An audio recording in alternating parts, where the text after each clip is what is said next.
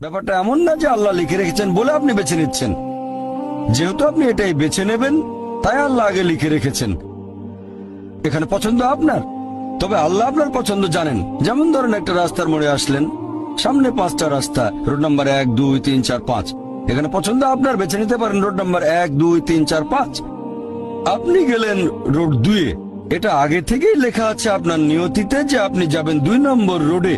ব্যাপারটা এমন না যে আল্লাহ লিখেছেন বলে আপনি করছেন। যেহেতু আপনি এটাই বেছে নেবেন, তাই আল্লাহ আগে লিখে রেখেছেন। তাহলে পছন্দ আপনার। আপনি চাইলে টাকা উপার্জন করতে পারেন ভালো কাজের মাধ্যমে, হালাল উপায়ে, অথবা পারেন চুরি করে হারাম উপায়ে। পছন্দ আপনার। ধরেন চুরি করলেন, এটা আপনার সিদ্ধান্ত। তবে আল্লাহ আগে থেকে জানেন যে এই লোকটা সহজে টাকা পেতে চায়, তাই চুরি করবে। তাই আল্লাহ আগে লিখে রেখেছেন যে এই লোকটা 25 বছর বয়সে চুরি করবে। এখানে দোষটা কার? দোষ আসলে আপনার। তবে আল্লাহর আছে ইলমে গায়েব, তাই তিনি আগেই লিখে রেখেছেন।